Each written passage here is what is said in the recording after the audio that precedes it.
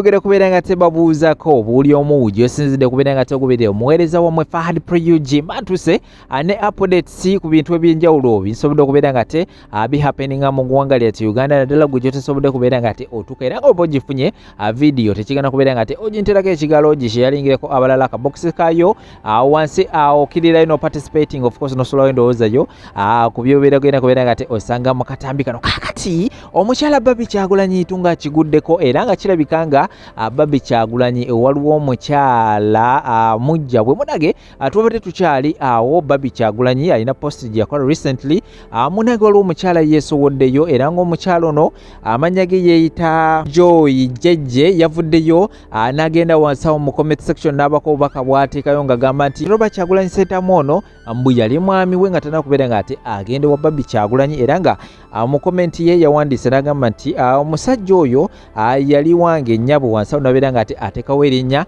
ly'omukyala amanyiikirwa nga Barbie Kyagulanyi Intunga okutegeezeza omukyala ono amannya ge yeeyita Joy Jejje era nga bwena bafunye ebisinga of course ngenda kubeera nga ate ennyongera okubeera nga ate mbikuleetera awo kakati no tuwe endowooza yo gw'olowooza ki omukyala ono agezaho okubeera nga ate ayingira mu masannyalaze ga Barbie Kyagulanyi Intungo ayagala kubeera nga ate akwata mu 3 phase oba just ayagala kubeera nga ate anoonya amawulire so abeera nga ate otuwe endowooza yo eno nga kujjeeyo ngenda kubeera nga ate baterawo emboozi eno ngenda kusaba giwa obudde of course ebyokuyiga mmwe ebiri biyitirivu tuula butuzi kalira subscribing bw'oba nga abadde tusobola kubeera nga ate otwegattako akade ka notification bell kokoneko kajja kubeera nga tekakwalatinga buli weda mbadde se video kama ensonga zino oluvannyuma kumaona amawulire amalama gino temubaawo.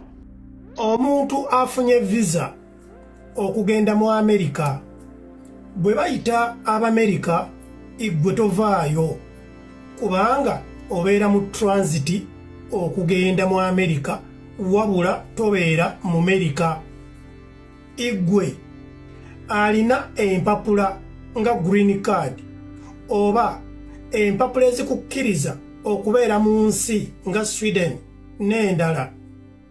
Bwe bayita abantu Abaswidi igwe togenda wadde nga olina empapula ezikukkiriza okubeera mu nsi ya Sweden oba Germany n'awalala.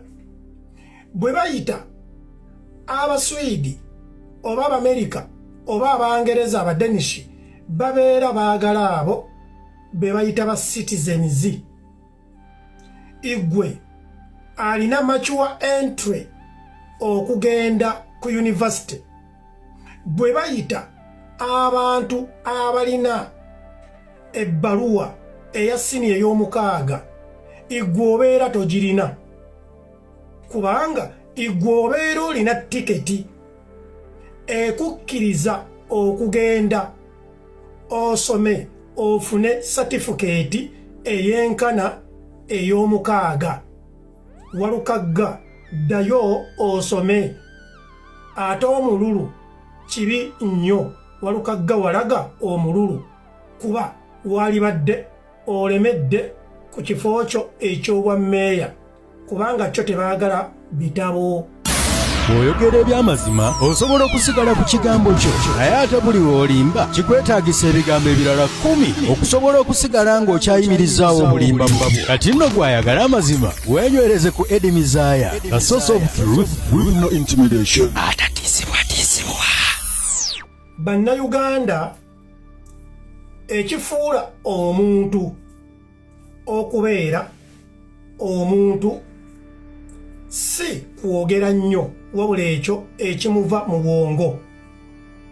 Mujjukire ebivumo bye mwanvuma nga mbalaze nti Walukagga teyasoma era talina bbaluwa ya mukaaga.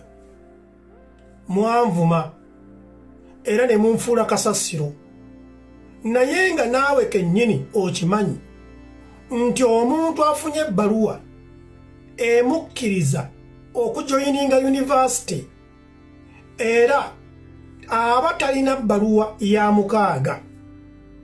Nemba nnyonnyola y'ensonga lwaki kwaliko akagambo expiry date ng'ate ebbaluwa ya siniya ey'omukaaga tebeerako expiry date. Abantu nno ne bavaayo abamu ne batandika okukola elaborations ku lw'okubanga tebaagala mazima nga galuma.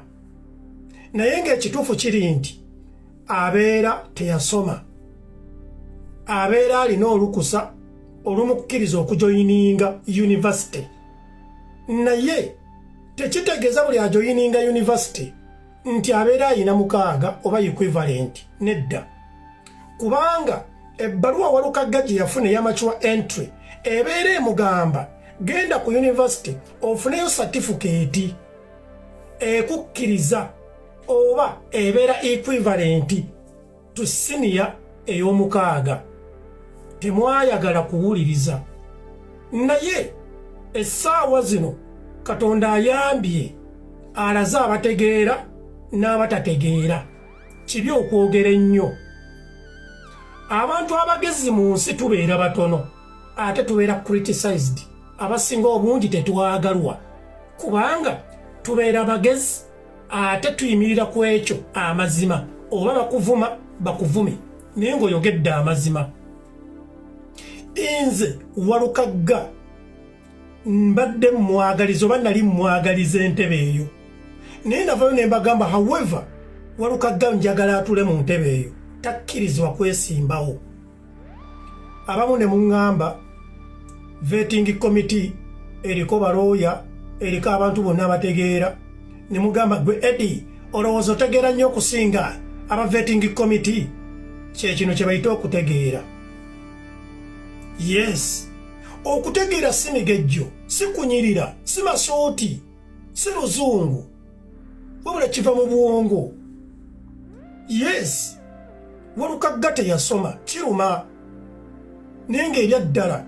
Ate Walukagga bw'akola apiiru agenda kugwa mu looso atunde ne lyalina, kubanga kkooti ejja kumulagira okuliyirira eyamuwawaabira. So amagezi gokka Walukagga kusetolinga okumanya nti tewasoma, genda okonsentratinge. Naye omululu kibi, kubanga Walukagga wali osigala kuba mmeeya, kuba bammeeya tebeetaaga baasoma, beetaaga ba mediocres. Naye bw'ojja eno mu ba intellectual kkiriza obagana tebayinza kukkiriza. Walukagga banno babadde bakulaba nga weesimbyewo kuba mmeeya era ne bakulaba ng'oweereza, naye nga teri n'omu asobola kujja kukukola ki, kubanga obwa mmeeya baagala siniya yakuna. Yo kituufu ogirina, tebeetaaga intellectuality. Intellectualism etandikira eno mu bifo ebyetaagisa. Walukagga tewasoma, genda osome. Bwe banaamala okutikkira ojja kubalibwa mu bantu abayivu. Ontegedde Walukagga oli mukwano gwange naye ge mazima. Vetting committee eya NUP muli bajega, muli basiru, era vetting committee mwe mutayagaliza ddala NUP. Navayo ne mbibagamba era ne munvuma ne mugamba nti nze saagaliza NUP. Naye weewuunyeemu, muwa mutya omuntu aleese bipapula bwe bityo nga nze Eddie Mizaya navayo ne mbagamba please teyasoma. Naye ne mumaliriza ne mugamba katumuwe, kati ekifo kyagenze. Ate nga mulina enjogera egamba nti eyeesimbyewo ku bwannamunigina olw'okuba batagondedde mateeka ga kibiina aba yeegobye.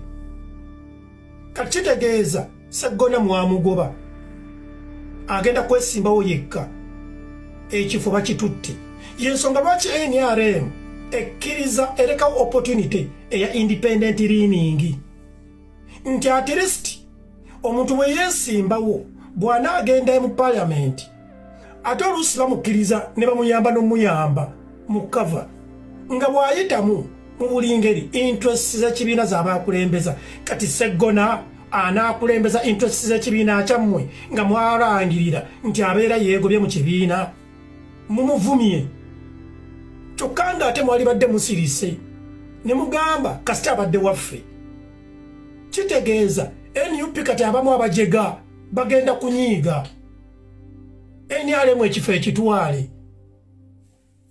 Kyokka ng'ate kati Bobi Wine walina okulagira abantu nti omuntu abeera limosifuulu ayite Sseggona batuula mugambe nti muganda wange ensobi yakolebwa naye mbadde nsaba otusonyiwe kubanga ekyamazima kiri nti Sseggona wa NUP abantu bangi basobola okwesimbawo kuba independent olw'okuba sibamativu naye olw'okuba mulaga nti nomulina omukono gwa kyuma nti buli muntu yenna gwe batawadde kaadi naye simbawo kuba namunigina mubeera mu mugobye eyo ebeera dictatorship era ejja bakostinga kubanga mwali badde muteekawo opportunity nti wadde bamutuuka mu parliament ne mubeerawo ne bano NUP leaning independent yensonga lwaki NRM efugidde Uganda emyaka 45 kubanga ewa abantu opportunity emanya nti waliwo abantu abatali bamativu mu mbeera eno kati bawe opportunity.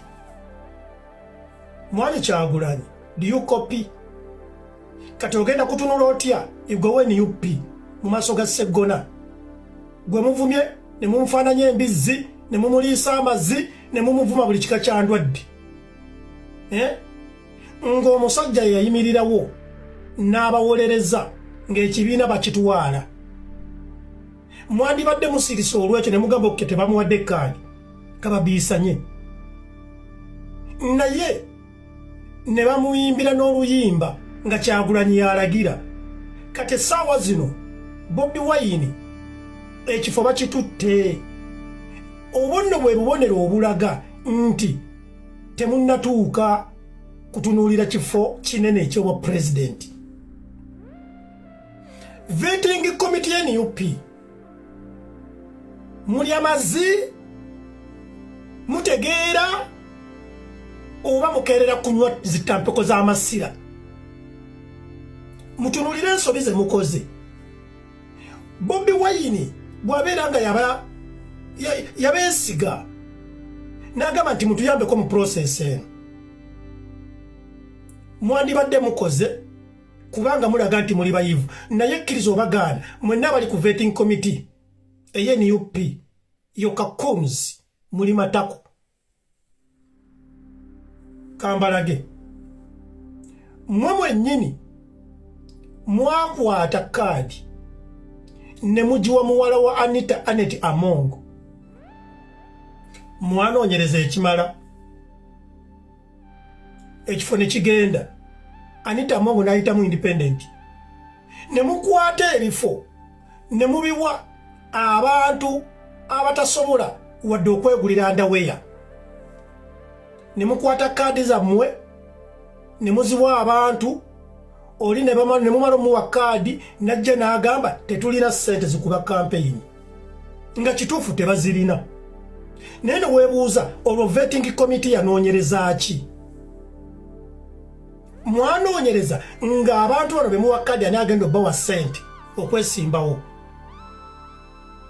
kyokka ng'ate vetting committee ng'etunuulidde ebintu ebikwatagana ku byenjigiriza ne mubimala ne mutunuulira abantu ne mumala tunuulirako ne mu financial status owootya omuntu kaadi atasobola kukuba bipande 10 owootya omuntu kaadi atasobola nakunoonya miliyoni 3 ze baasaba eza nomination oli n'agamba sirina ssente bw'obeera nga tolina miliyoni 3 kaadi wasaba yaki? Ebifo babitunze kaadi bazitunze kubanga baweebwa kaadi nga tebalina ssente za campaign nga balowooza ekibiina kigenda bakubira campaign. Next time mutunuulire financial power mulimu omuntu kaadi atasobola nakuteeka kalango ku radio atasobola kuyita bantu 10 n'abaliisa n'abawa ekyemisana oyo ne mumuwa kaadi ku kaadi ze mwagaba simanyi kaadi bimeka kuba meba parliament kkiriza obagaana kaadi nga 10 mwazi wa abajega abatalina biwandiiko be baba batega obutezi abatalina ssente ezisobola okukuba campaign. Kitegeeza vetting committee mwe musobola okutunda ekibiina kya Bobi Wine oba ekya NUP kubanga temwagoberera. Ekirala okumanya muli bajega abamu mwakwata kaadi ngamba vetting committee mwenna muli bajega muli mazzi mwakwata kaadi ne muziwa abantu abanafu ng'ayina ssente ayina ebitabo naye nga munafu ku oponenti we ate ne musuula ab'amaanyi okugeza emitiyana mwakwata kaadi ne muziwa omuwala amatako obutako atasobola na kukonvinsinga bantu bana oyo omuzanyi w'ebinnauganda ne muliko omuntu gwe mulaba ayina financial muscle ayina audience ku ground Joyce baagala kyokka nga temwalangirira buli yeesimbawo independent mumugobye kakitegeeza mu buli ngeri ekifo ekyo mwakitunda either Joyce baagala agenda kuwangula oba Judith n'abakooba kubanga mwakwata ekifo ne mukiwa Juvenile omuntu omulema atalina ssente kampeyini za ssente kati abantu bangi nnyo mu bifo gye mwateeka abalema mu ggwanga jjukira waliwo n'ebifo bingi constituencies ziringa 2 gye mutaateeka wadde candidate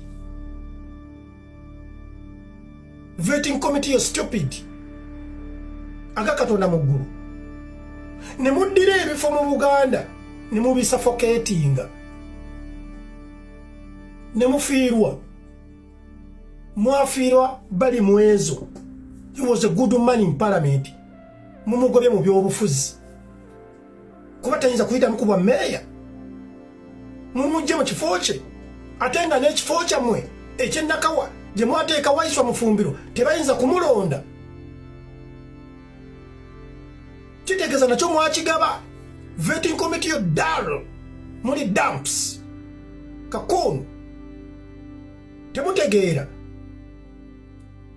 era Mwami Kyagulanyi ebigendererwa bya Kyagulanyi yayinza okuba ayina ekigendererwa nga kituufu ayagala kufuuka pulezidenti wa ggwanga olw'ensonga ze era mu NUP wayinza okubeerayo abaliyo nga kituufu baagala okununula eggwanga nga bwe boogera naye ate bemutadde ku front okubayambako okukuba essasi bo banoonya birala baagala ssente abantu bano abamu be bawa kkaadi benjogeddeko abanafu bamala kubeebakako okubadansa abalala bakozesa ssente abalala batula butunuzi ne bagamba gundi ayina ettutumu kubanga weewuunye bwe mubeera nga mwasoma bajega mmwe mugamba muti omuntu atudde ebibuuzo nanfuna akabaluwa ako nti yenkanankana omuntu asomedde emyaka 2 ate naye n'akola n'ebibuuzo erya senior 6 asomya senior 5 ne senior 6 era wano mugenda kugamba nti gavumenti mbi mugenda kugamba electoral commission yeekubidde kituufu Walukagga teyasoma Walukagga yavaayo stupidire nnyo n'agamba Catherine Kusaasira yayita ku IU simanyi lwa Shante yayita ku IU simanyi Fred Seruga yayita ku IU yes bayita ku IU ne bafuna ebbaluwa Walukagga gye yafuna ne bagenda ne basoma ne bamaliriza degree zaabwe ne zenkanankana oba diploma zaabwe ne zenkanankana equivalent to senior 6 gwe byotonnaba kufuna vetting committee wabulayo omuntu atuuza Walukagga amumatize ye mwalibadde mumubuulira biki nga all matako butako kabisa nze mbeera Bobi Wine ebintu ebimu byetaagisa okuteekamu omukono gw'ekyuma Bobi Wine asaana akwata vetting committee yonna agigobe agidemoting ateekeko abantu abalaba nonsense abatali mikwano gye ebifo ebimu byetaagisamu abantu abatali mikwano gyammwe naye nga bagenda kukola ekituufu abantu abamu beetaagisa okubeera nabo wadde tomwagala kuba Bobi Wine baliriramu mufiirwa mutya Seggona kuba mwamugoba mu ngeri ey'ekijega abalungi abatuwuliriza era abatulaba olunaku olwaleero tukyaddeko ewa Sheikh Ashraf Dembe.